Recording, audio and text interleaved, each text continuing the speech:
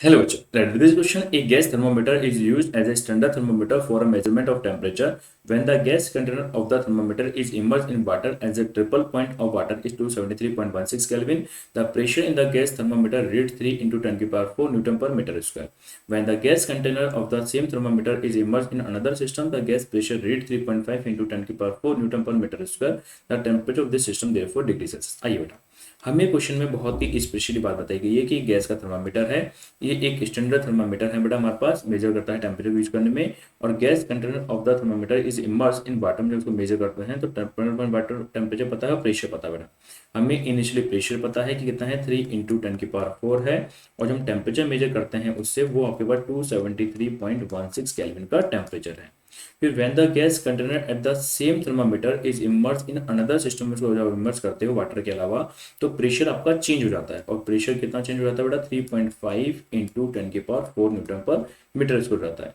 तो टेम्परेचर में कितना चेंज हुआ होगा वो हमसे पूछा गया कि टेम्परेचर ऑफ द सिस्टम में कितना चेंज हुआ होगा।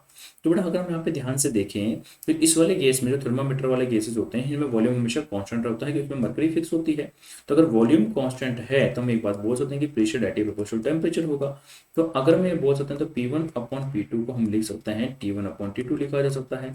अगर मैं T1 अपॉन T2 लिखता हूं तो मैं यहाँ से इजीली T2 टेम्परेचर को फाइंड आउट कर सकता हूँ कि T2 टेम्परेचर में यहाँ से क्या लिख सकता हूँ बेटा? T2 टेम्परेचर में ऐसे लिख सकता हूँ कि वो क्या हो जाएगा, वो हो जाएगा P2 by P1 into T1 हो जाता है बेटा।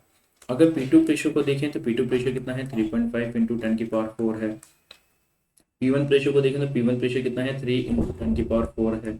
और जो T1 टेम्परेचर है वो कितना है 273 केल्विन आपका टेम्परेचर है।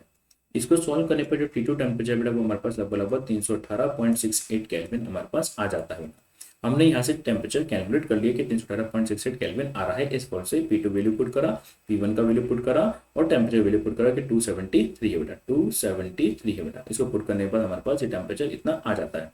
तो हमसे टेम्परेचर पूछा, change in temperature, change in temperature मतलब T2 माइनस T1 पूछा गया है बेटा। तो जो चेंज इन टेम्परेचर हमसे पूछा गया है तो T2 माइनस T1 हो जाएगा।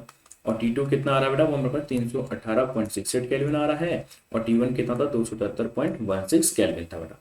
ये लगभग आपके पास कितना हो जाता है 45.68 डिग्री सेल्सियस का डिफरेंस रहता है बेटा।